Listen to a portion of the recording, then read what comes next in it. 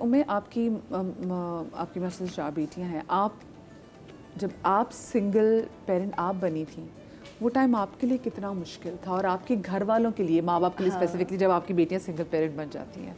अच्छा, मैं आपको आज एक थोड़ी सी डिफरेंट चीज़ बताती हूँ। बहुत सारे लोग बहुत कुछ जानते हैं शोज़ की वजह से। यूँ समझ लो कि मदिया शादी के बाद से मैं एज अ सिंगल पेरेंट ही लाइफ गुजार रही थी। जैसे कि वो बाप की वो सपोर्ट नहीं थी बच्चों को, या वो मोहब्बत नहीं थी, वो मैं कुछ नहीं कहूँगी, उससे बहुत सीखने को मिला। उस बंदे से भी मुझे 25 साल मैंने गुजारे। 25 साल बहुत बड़ा टाइम होता है। और वो शायद 25 साल मैंने राहिल की वजह से गुजारे थे। जैसे कि राहिल मुझे कहता था बस मुझे 2 साल दे दें, मैं संभाल लूँगा। लेकिन जब राहिल चला गया ना, फिर मुझे 1 साल में अंदाज़ा हो गया कि नहीं, अब जो मेरी बैकबोन थी ना वो ख़त्म हो गई, अब मुझे कुछ करना है। मैं लिटरली घर से भागी थी, बच्चियों को लेके मैं घर से भागी थी, इसलिए कि वो इतना मुश्किल था कि मेरी बच्चियों के लिए लाइफ बहुत मुश्किल हो गई थी। तो मेरी बच्चियों को उस माहौल से निकालना ज़रूरी था, इसलिए कि वो उन्होंने आगे घर में जाना था।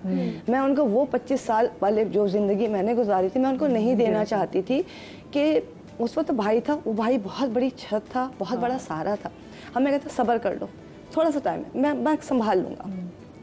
लेकिन राहिल के बाद मुझे अंदाज़ा हुआ कि बच्चियाँ बहुत प्रेशर में आ गई हैं। और मैं मतलब घर से बात है, कोई उनकी ज़रूरत होती, उस 25 सालों में मैं छोटी छोटी चीज़ें करती थी। कभी कहीं कुछ काम करके चुरा लिए पैसे, कुछ बचा लिए पैसे, अपना कुछ बेच दिया, कुछ करके बच्चों की ख्वाहिशात को पूरा।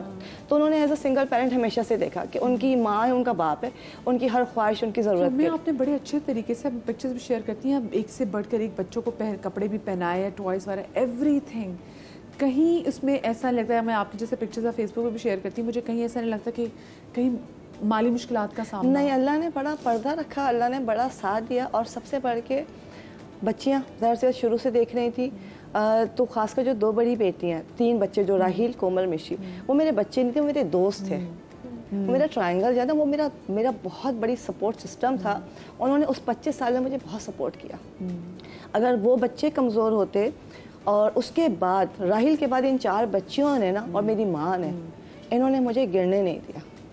वरना मैं शायद इकलौता बेटा खोने के बाद मुश्किल तरीन टाइम था।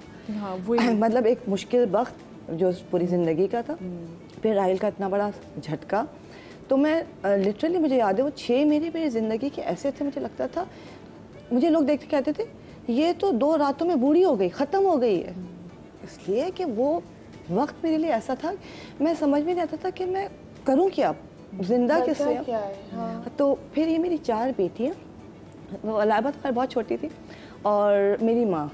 जैसे कि राहिल के जाने के 1 साल बाद मैंने घर छोड़ा था। 1 साल, इससे सबने कहा तुमने इतने साल गुजार लिए, थोड़े साल और मुश्किल के गुजार लो। मैंने कहा सही कह रहे हैं, मैं तो मेरे साल में कि तुमने इतने साल टफ, सबको पता था टफ टाइम गुजारा है, इतना सह लिया, तो कुछ और टाइम इन बच्चों का क्या होगा। मैंने कहा इन बच्चों का जो मुझे नज़र आ रहा है ना, वो मैं बर्दाश्त नहीं कर सकती। उन बच्चियों के लिए ज़िंदगी बहुत मुश्किल कर दी है। तो वो मेरा स्टेप, अल्लाह का शुक्र है, जब मैं घर आई, इसलिए कि बच्चों को लेके मैं कहीं अलग नहीं जा सकती, मैं अपने माँ बाप के घर आई। ये भी वैसे बड़ा मुश्किल है। आपको पता है, वो जो बेटियों की माएँ तो स्पेसिफिकली भी 1000 बार सोचती है, मुँह जब आगे करना होता है। मुझे अभी यही सोच रही हूँ कि इतना बड़ा ग्रीफ आप गुजर रहे हो। ग्रीफ आपको तभी पता चलता है जब आपको कुछ चला जाता है ना, जो कि मुझे भी अब पता चला है कि एग्जैक्टली ग्रीफ होता कि आप जो इतना मर्जी सोच लें, जितने मर्जी सेंसिटिव हों, उसमें एक बड़ा स्टेप लेना बड़ा मुश्किल था। तो वो आपने अपने आप को, अपनी बच्चियों को कैसे संभाला? वो भी बड़ी, जो उनकी एज थी, बड़ी ट्रिकी एज थी, जिसमें दोनों माँ बाप का होना ज़रूरी है। देखिए, एक्चुअली बच्चियों को पहले से पता था। देखिए, वो तो देख रही थी ना, और उनको उस टॉक्सिक माहौल से निकालना ज़रूरी था, इसलिए कि वो उसको बर्दाश्त नहीं कर पा रही थी। मतलब वो जब मेरे सामने रोती थी कि ये चीज़ बर्दाश्त नहीं हो रही है, ये लफ्ज़ नहीं बर्दाश्त हो रहा, ये रवैया नहीं सहा जा रहा, उनको स्कूल, कॉलेज, यूनिवर्सिटी लेवल चल रहे थे उनके, तो उससे निकालना ज़रूरी था। राहिल के बाद वो सब टूट चुके थे, तो उस वक्त उनको वो हर, जैसे कि वो भाई बहुत सपोर्ट करता था, तो वो एक चीज़ उनके लिए बहुत मुश्किल हो गई थी। तो मेरी ज़िंदगी तो गुजर ही गई थी, तो मैं और भी गुजार लेती। 4-6 साल उस बंदे का भी इंतकाल हो चुका है, तो मैं 7-8 साल और गुजार लेती। लेकिन वो 7-8 साल उन बच्चियों के लिए बहुत इंपॉर्टेंट थे कि अब कोमल की शादी का टाइम आ रहा सब। तो जब राहिल के बाद मैंने फ़ैसला किया, और खामोशी से कि मैं वैसे नहीं निकल सकती थी, थोड़े कुछ मसले थे कि बड़े मसले होते, वो बंद ही कर दिया जाता मुझे घर में। तो फिर मैं खामोशी से बच्चियों को उठा के कुछ सामान चुपचाप डॉक्यूमेंट्स निकाले मैंने, और सिर्फ एक दिन बड़ी रिक्वेस्ट की कि मैं ज़रा मिल के आ जाऊँ अपनी अम्मा से, ईद का दिन है, मुझे याद है 30 जून की तारीख थी वो, और बच्चों को बिठाया, बड़ी मुश्किल से मुझे 1 घंटे की इजाज़त मिली थी कि जाओ जल्दी आ जाना। कहाँ गुलशन, कहाँ नॉर्थ, यस। तो मैं अब गाड़ी ली, अपनी गाड़ी भी मेरे अम्मा पापा के वो गिफ्ट की हुई थी, और मैंने खामोशी से बच्चों को बिठाया। बच्चियों को पता था कि अब हम जब जा रहे हैं तो अब हम वापस नहीं आएंगे, और वो बच्चियाँ बहुत खुश थीं उस माहौल से निकलना, आज़ाद हो रही थी। इसलिए कि देखो आप आगे जो बताओगे। खैर मैं वो चली गई, रात को जब एक रात हो गई, मैंने कहा मैं वापस नहीं आ रही, तो वो एक बड़ी लंबी कहानी शुरू हुई थी, वो तो बहुत मुश्किल टाइम था, लेकिन मुझे आसानी इसलिए हुई कि वो मुश्किल मैं सहती तो आसान था, वो मुश्किल बच्चियों पे आई। बच्चियों को जो सहना पड़ा उनके बाप की तरफ से, जो गालम गलोच, डांट टप्पड़, जो ट्रॉमा, मतलब एक फ़ोन, एक छोटी सी चीज़ होती है, वो फ़ोन तक उस बच्ची से वापस छीन लिया गया था। उनका ख्याल ये था कि मैं इतना इसको मतलब प्रेशर दूंगा, ये जब माँ बाप के घर में कितना संभाल लेंगे, 4 बच्चों को संभालना आसान नहीं है, बिल्कुल टूट जाएगी, 15 दिन में टूट जाएगी, 2 महीने में टूट जाएगी, 4 बच्चों का खर्चा कौन उठाएगा। अपनी बेटी तो लाडली है, लेकिन 4 का क्या करेगी, 1 दी थी, 5 लेके जा रही है, तो 5 लोग। तो वो उस बंदे ने मुझे तोड़ने की कोई कसर नहीं छोड़ी थी, अल्लाह उसको जन्नत नसीब करे, क्या कह सकते हैं। बहरहाल उस बंदे ने बहुत टफ़ टाइम दिया मुझे, बहुत टफ़ टाइम, और मुझे नहीं, मेरी बच्चियों को बहुत टफ़ टाइम दिया। वो डरती थी कि कहीं सामना ना हो जाए, वो दुआएं करती थी कि हमारा बाप से सामना ना हो। तो आप तो बच्चे कई ऐसे घर से भी नहीं निकलते नहीं, वो डर, तो वो जब बच्चों को पता मोबाइल छीन लिया, सब चीज़ें, फ़ीस नहीं बच्चों की देनी, छोटी बच्चों का एडमिशन कराना है स्कूल के अंदर, उसके जगह चेंज हुई थी, 2 महीने जो चीज़ों को संभलने में लगे मुझे। मैंने कहा बेटा लड़ना है तो लड़ना है।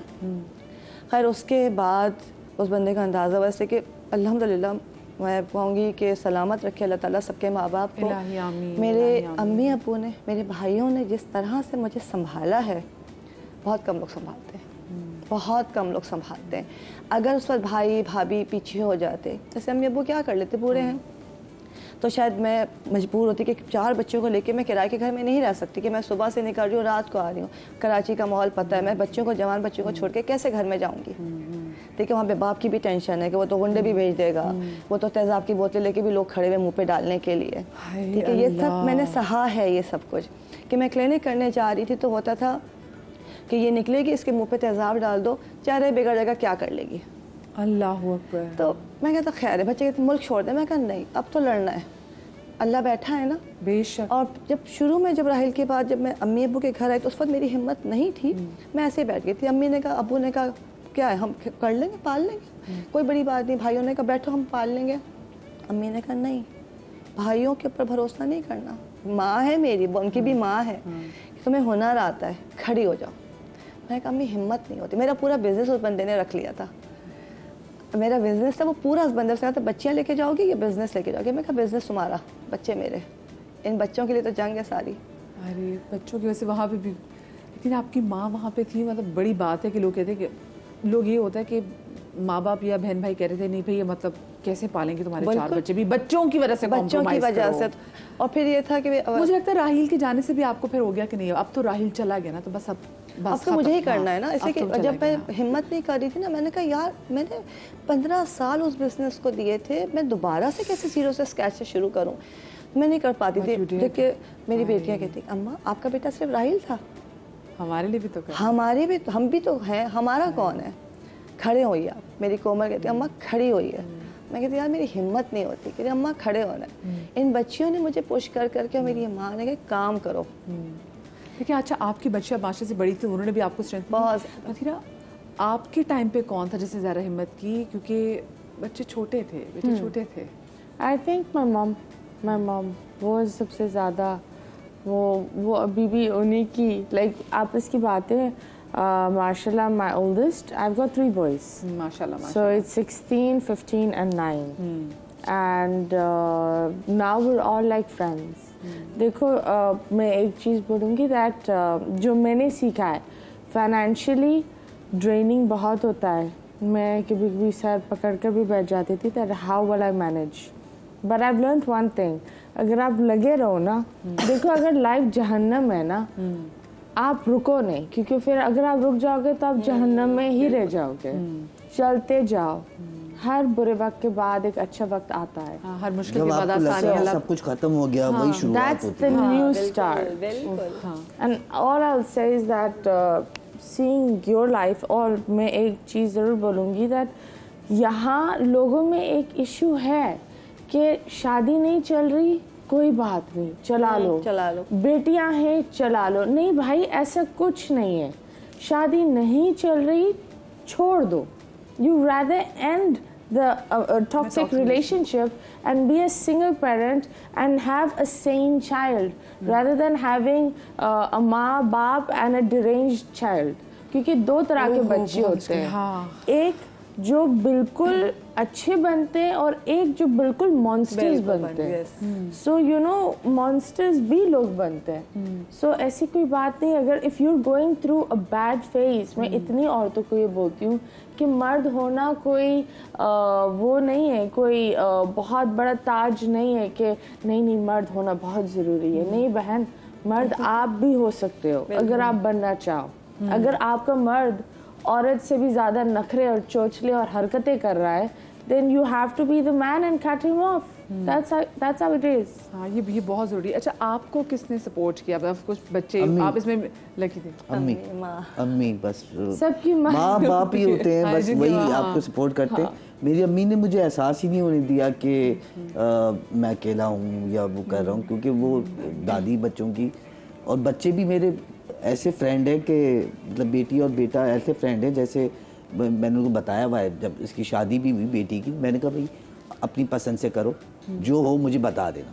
तो उसने बोला पापा ये है. अब वो जिससे शादी हुई वो लव करता था बेटी को, तो उन्होंने मुझसे मांगा इस तरह कि हमारे फैमिली में बेटी नहीं है, तो आप अपनी बेटी हमारी बेटी बनाएंगे. मेरा लो बिस्मिल्लाह. कितनी प्यारी. अब वो जो उसने स्ट्रगल देखी है ना, तो अल्लाह ताला उसके साथ भी अच्छा ही करना था. मैं उसको हमेशा कहता हूँ तूने इतनी दुआएं ली हैं मेरे बच्चों ने, तो वो आगे अल्लाह मियाँ भी तो इंसाफ करता है. उससे बड़ा कौन है? तो उसको कहाँ मुश्किलात आएंगी. तो माशाल्लाह इतना अच्छा ससुराल मिला है. और एक ये भी होता है ना, जब माँ अल्लाह के पास जाती है ना, तो बच्चों के लिए कभी भी रास्ता नहीं बंद होते. वो कहते हैं ना भाई, वो कहते हैं ना अम्मी चले गई अब दुआएं कौन करेगा. मैं कहता हूँ नहीं, वो ऊपर भी आपके लिए दुआएं. आपका वकील है. मैं तो अपने लिए कहता हूँ मेरी दो माँ हैं. एक मेरी अम्मी है, अल्लाह उनको लंबी जिंदगी दे, और फिर मेरे बच्चों की माँ है जिसकी दुआओं से मैं चल रहा हूँ. तो वो मेरे लिए तो दोनों मदर है. और फिर मैं भी मदर माँ बन गया. मुझे पता है माँ की फीलिंग क्या होती है. और भी मैंने एक ड्रामा किया है, उसमें मैं ट्रांसजेंडर बनूं. तो उसमें जब मैं सीन कर रहा था तो कुछ सीन में मुझे फील हुआ कि उसमें मैं बेटी की माँ बनाऊंगा. तो उसमें मैंने फील किया कि माँ ऐसी होती है, मतलब खुद बन के. तो वो बहुत मैंने दिल से किया ना. मैं जो है अरीश मेरी बेटी बनी थी, उसको मैंने कहा यार ये जो आंसू आ रहे हैं ना, ये बिल्कुल रियल है. मतलब वो फील करना जो है ना, वो